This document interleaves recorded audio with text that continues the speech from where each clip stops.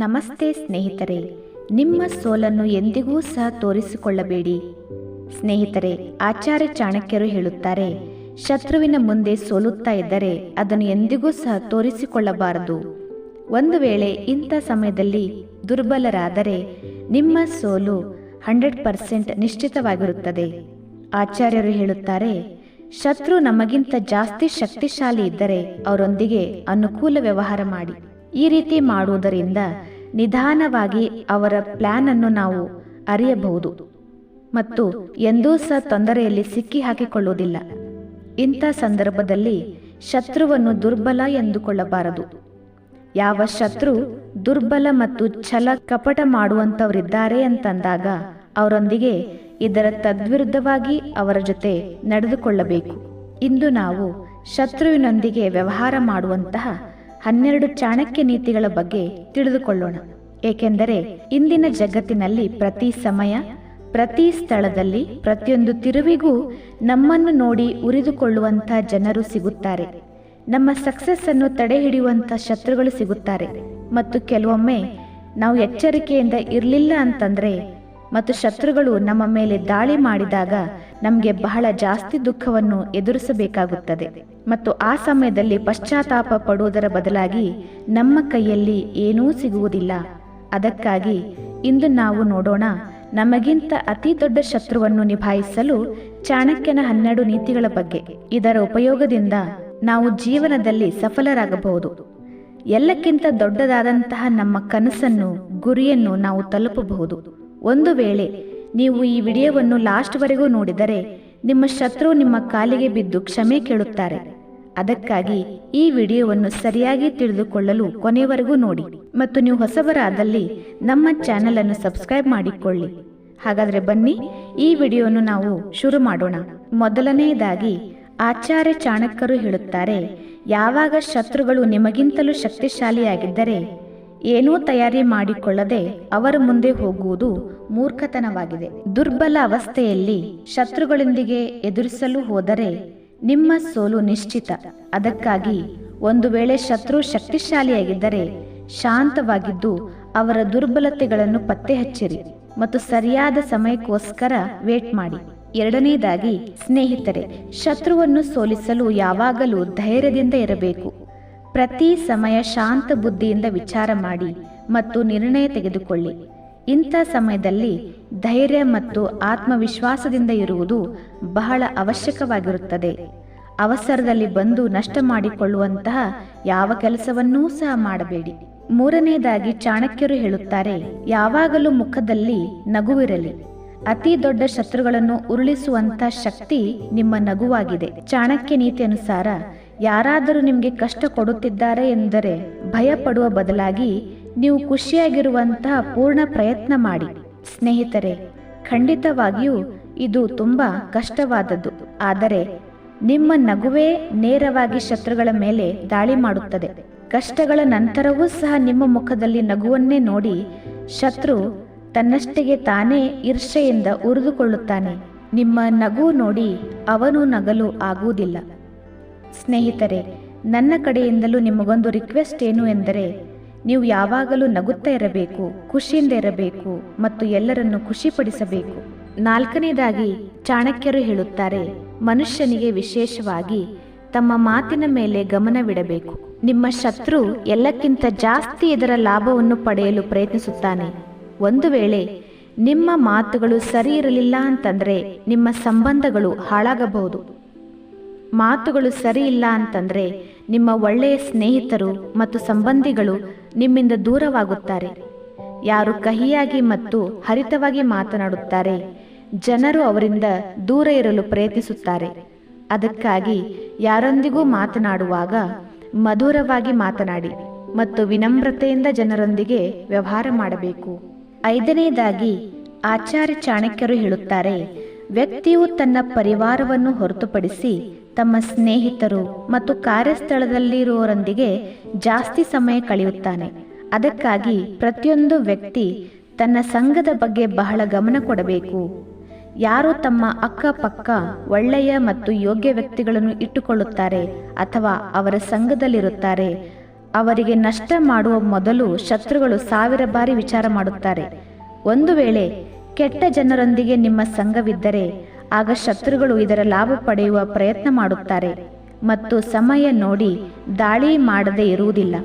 ಅದಕ್ಕಾಗಿ ಯಾರೊಂದಿಗೆ ನಿಮ್ಮ ವ್ಯವಹಾರವಿದೆ ಅವರ ಬಗ್ಗೆ ವಿಶೇಷವಾದ ಗಮನವಿರಬೇಕು. ಮತ್ತು ಸ್ನೇಹಿತರೆ, ಎಷ್ಟೇ ಶಕ್ತಿಶಾಲಿ ಶತ್ರುಗಳಿದ್ದರೂ ಅವರನ್ನು ಬಹಳ ಸರಳವಾಗಿ ನಿಮ್ಮ ಕಾಲಲ್ಲಿ ಬೀಳಿಸಬಹುದು. ಇದು ನಿಮಗೆ ಚಾಣಕ್ಯರ 12ನೇ ನೀತಿಯಲ್ಲಿಯೇ ಸಿಗುವುದು. ಅದಕ್ಕಾಗಿ ಈ ವಿಡಿಯೋವನ್ನು ಗಮನ ಕೊಟ್ಟು ನೋಡಿ. 6ನೇದಾಗಿ, ಚಾಣಕ್ಯ ನೀತಿಯನುಸಾರ ಪ್ರತಿಯೊಂದು ವ್ಯಕ್ತಿಗೆ ನಶೆಯಿಂದ ಅಂದರೆ ವ್ಯಸನಗಳಿಂದ ದೂರವಿರಬೇಕಾಗಿದೆ. ಯಾವ ವ್ಯಕ್ತಿಗೆ ನಶೆಯ ಚಟಗಳಿರುತ್ತವೆ ಇಂಥ ವ್ಯಕ್ತಿಗಳನ್ನು ಶತ್ರುವು ಬಹಳ ಈಸಿಯಾಗಿ ಸೋಲಿಸುತ್ತಾರೆ. ನಶೆಯಲ್ಲಿ ವ್ಯಕ್ತಿಯು ತನ್ನ ಬುದ್ಧಿ ವಿವೇಕವನ್ನು ಸರಿಯಾಗಿ ಉಪಯೋಗಿಸುವುದಿಲ್ಲ ಮತ್ತು ಇಂಥದ್ರಲ್ಲಿ ಅವರು ತಪ್ಪು ಮಾಡುತ್ತಾರೆ. ಅದರ ಲಾಭವನ್ನು ಶತ್ರುಗಳು ಪಡೆಯುತ್ತಾರೆ. ಸ್ನೇಹಿತರೆ, ಅದಕ್ಕಾಗಿ ನಿಮ್ಮಲ್ಲಿರುವಂಥ ಎಲ್ಲ ಕೆಟ್ಟ ಅಭ್ಯಾಸಗಳನ್ನು ಬಿಟ್ಟು ಬಿಡಿ, ಇಲ್ಲವಾದಲ್ಲಿ ನೀವು ಸೋಲಬೇಕಾಗುತ್ತದೆ. 7ನೇದಾಗಿ, ಆಚಾರ್ಯ ಚಾಣಕ್ಯರು ಹೇಳುತ್ತಾರೆ, ಶತ್ರುಗಳನ್ನು ಎಂದಿಗೂ ಕಡಿಮೆ ಎಂದುಕೊಳ್ಳಬಾರದು. ಒಂದು ವೇಳೆ ಶತ್ರುಗಳ ಶಕ್ತಿಯ ಅನಿಸಿಕೆ ನಿಮಗೆ ಆದಲ್ಲಿ ನಿಮ್ಮ ಗೆಲುವು ನಿಶ್ಚಿತವಾಗುತ್ತದೆ. ಶತ್ರುಗಳನ್ನು ನಿಮಗಿಂತಲೂ ಕಡಿಮೆ ಎಂದುಕೊಂಡರೆ ಆಗ ನಿಮ್ಮ ಎಲ್ಲ ದುರ್ಬಲತೆಗಳ ಮೇಲೆ ಶತ್ರುವು ದಾಳಿ ಮಾಡುವಂಥ ಪ್ರಯತ್ನ ಪಡುತ್ತಾರೆ. ಇದರ ಹೊರತಾಗಿ ಬುದ್ಧಿವಂತ ವ್ಯಕ್ತಿ ತಮ್ಮ ಮಹತ್ವಪೂರ್ಣ ಪ್ಲಾನ್ ಅನ್ನು ಎಲ್ಲರೊಂದಿಗೆ ಹೇಳಿಕೊಳ್ಳುವುದಿಲ್ಲ. ಯಾವಾಗ ಪ್ಲಾನ್ ನೆರವೇರುತ್ತದೆ ಆಗ ಹೇಳುತ್ತಾರೆ. ಒಂದು ವೇಳೆ ನೀವು ಮೊದಲೇ ಎಲ್ಲವನ್ನೂ ಹೇಳಿದರೆ ಶತ್ರುವು ಇದರ ಲಾಭ ಪಡೆಯಬಹುದು. ಅದಕ್ಕಾಗಿ ನಿಮ್ಮ ಸೀಕ್ರೆಟ್ ಅನ್ನು ಯಾರೊಂದಿಗೂ ಸಹ ಶೇರ್ ಮಾಡಿಕೊಳ್ಳಬೇಡಿ. 8ನೇದಾಗಿ, ಚಾಣಕ್ಯರು ಹೇಳುತ್ತಾರೆ, ಶತ್ರುವು ಜಾಸ್ತಿ ಶಕ್ತಿಶಾಲಿಯಾಗಿದ್ದಾರೆ ಮತ್ತು ಕಾಣಿಸುವುದೂ ಇಲ್ಲ ಅಂತಂದ್ರೆ ಇದು ಬಹಳ ಅಪಾಯಕಾರಿಯಾಗಿದೆ. ಆ ಶತ್ರು ಬಹಳ ಶಕ್ತಿಶಾಲಿಯಾಗಿದ್ದರೆ ನೀವು ಬಚ್ಚಿಟ್ಟುಕೊಂಡು ಅವರನ್ನು ಸೋಲಿಸಲು ಪ್ಲಾನ್ ಮಾಡಬೇಕು. ಅದೃಶ್ಯ ಶತ್ರು ಎಂದರೆ ನಿಮ್ಮಿಂದ ಬಚ್ಚಿಟ್ಟುಕೊಂಡು ದಾಳಿ ಮಾಡುತ್ತಾರೆ. ನಿಮ್ಮ ಎದುರು ಸ್ನೇಹಿತರ ಹಾಗೆ ವ್ಯವಹಾರ ಮಾಡುತ್ತಾರೆ ಮತ್ತು ನಿಮ್ಮ ಬೆನ್ನ ಹಿಂದೆ ಚಾಡಿ ಹೇಳುತ್ತಾರೆ. ನಿಮಗೆ ನಷ್ಟ ಮಾಡಲು ಪ್ರಯತ್ನ ಪಡುತ್ತಾರೆ ಮತ್ತು ನಿಮ್ಮ ಎಲ್ಲಾ ಕೆಲಸವನ್ನು ಹಾಳು ಮಾಡುತ್ತಾರೆ. ಮೊದಲು ಎಷ್ಟು ಸಾಧ್ಯವೋ ಅಷ್ಟು ಇಂಥ ಜನರಿಂದ ಆದಷ್ಟು ದೂರವಾಗಿರಬೇಕು ಮತ್ತು ಅವರಿಗೆ ಗೊತ್ತಿಲ್ಲದ ಹಾಗೆ ಬಚ್ಚಿಟ್ಟುಕೊಂಡು ಅವರ ನಿಜವಾದ ಮುಖವನ್ನು ಪತ್ತೆ ಹಚ್ಚಬೇಕು. ಅದಕ್ಕಾಗಿ ಆಚಾರ್ಯ ಚಾಣಕ್ಯರು ಹೇಳುತ್ತಾರೆ, ಎಲ್ಲವೂ ಸೀಕ್ರೆಟ್ ಆಗಿ ಆಗಬೇಕು. ನಿಮ್ಮ ಸೀಕ್ರೆಟ್ ಯಾರೊಂದಿಗೂ ಸಹ ಶೇರ್ ಮಾಡಬೇಡಿ, ಏಕೆಂದರೆ ನಿಮ್ಮ ಹತ್ತಿರದ ಸ್ನೇಹಿತರೂ ಸಹ ನಿಮ್ಮ ಶತ್ರುವಾಗಿರಬಹುದು. 9ನೇದಾಗಿ, ಚಾಣಕ್ಯ ನೀತಿ ಅನುಸಾರ ಮನುಷ್ಯನಲ್ಲಿ ಒಂದು ವೇಳೆ ಅಹಂ ಭಾವನೆ ಇದ್ದರೆ ಆಗ ಇದರ ಅರ್ಥವಾಗಿದೆ ಆ ವ್ಯಕ್ತಿ ತನ್ನ ಮೇಲೆ ಯಾರೂ ಇಲ್ಲ ಎಂದುಕೊಳ್ಳುತ್ತಾನೆ. ಅಹಂ ಭಾವನೆ ಶತ್ರುಗಳ ಸಂಖ್ಯೆಯನ್ನು ಜಾಸ್ತಿ ಮಾಡುತ್ತದೆ. ಅದಕ್ಕಾಗಿ ಎಷ್ಟು ಸಾಧ್ಯವೋ ಅಷ್ಟು ನಿಮ್ಮಲ್ಲಿ ಅಹಂಕಾರದ ಭಾವನೆಯನ್ನು ಬರಲು ಬಿಡಬೇಡಿ. ಏಕೆಂದರೆ ರಾವಣನೂ ಸಹ ಎಲ್ಲಕ್ಕಿಂತ ದೊಡ್ಡ ಅಹಂಕಾರಿಯಾಗಿದ್ದ ಮತ್ತು ಎಲ್ಲರಿಗಿಂತ ಜಾಸ್ತಿ ಶಕ್ತಿಶಾಲಿಯೂ ಆಗಿದ್ದ. ಅವನನ್ನು ಯಾರೂ ಸಾಯಿಸಲಿಲ್ಲ. ಅವನ ನಾನು ಎನ್ನುವಂತಹ ಅಹಂಕಾರವೇ ಅವನನ್ನು ಸಾಯಿಸಿತು. ಅದಕ್ಕಾಗಿ ವ್ಯಕ್ತಿಯು ಎಂದಿಗೂ ಸಹ ಅಹಂಕಾರವನ್ನು ತೋರಿಸಬಾರದು. ಇದು ಸರ್ವನಾಶ ಮಾಡಿಸುತ್ತದೆ. 10ನೇದಾಗಿ, ಒಂದು ವೇಳೆ ಯಾರಾದರೂ ನಿಮ್ಮನ್ನು ಅವಮಾನಿಸಿದರೆ ನಿಮ್ಮ ಕೋಪವನ್ನು ತೋರಿಸಿಕೊಳ್ಳಬೇಡಿ, ಸುಮ್ಮನಿರಿ. ಯಾವ ವ್ಯಕ್ತಿ ಮೌನವಾಗಿದ್ದು ರಣನೀತಿಯನ್ನು ರಚಿಸುತ್ತಾರೆ ಅವರ ಬಗ್ಗೆ ತಿಳಿದುಕೊಳ್ಳುವುದು ಯಾರಿಂದಲೂ ಅಸಂಭವವಾಗಿರುತ್ತದೆ. ಮತ್ತು ಸ್ವಯಂ ಆಚಾರ್ಯ ಚಾಣಕ್ಯರೂ ಸಹ ಇದೇ ನೀತಿಯನ್ನು ಅಳವಡಿಸಿಕೊಂಡಿದ್ದರು. ಅವರು ನಂದ ಮಹಾರಾಜನಿಂದ ಅವಮಾನಿತರಾದರೂ ಸಹ ಮೌನವಾಗಿದ್ದರು ಮತ್ತು ಅವರು ನಂದನನ್ನು ಓಡಿಸುವಂತಹ ರಹಸ್ಯ ರಣನೀತಿಯನ್ನು ಮಾಡಿದರು ಮತ್ತು ಸಾಧಾರಣ ಬಾಲಕ ಚಂದ್ರಗುಪ್ತನನ್ನು ಸಾಮ್ರಾಟ ಮಾಡಿದರು. ಅದಕ್ಕಾಗಿ ಆಚಾರ್ಯ ಚಾಣಕ್ಯರು ಹೇಳುತ್ತಾರೆ, ಸಿಟ್ಟು ಯಮರಾಜನ ಸಮಾನವಾಗಿರುತ್ತದೆ. ಸಿಟ್ಟಿನಲ್ಲಿ ವ್ಯಕ್ತಿ ಯೋಚಿಸುವಂತಹ ತಿಳಿದುಕೊಳ್ಳುವಂತಹ ಶಕ್ತಿಯನ್ನು ಕಳೆದುಕೊಳ್ಳುತ್ತಾನೆ. ವ್ಯಕ್ತಿ ಏನೇ ಮಾಡಿದರೂ ಶಾಂತವಾಗಿದ್ದು ಚೆನ್ನಾಗಿ ವಿಚಾರ ಮಾಡಬೇಕು. 11ನೇದಾಗಿ, ಚಾಣಕ್ಯರು ಹೇಳುತ್ತಾರೆ, ಹಲವಾರು ಪ್ರಕಾರದ ಶತ್ರುಗಳಿದ್ದಾರೆ.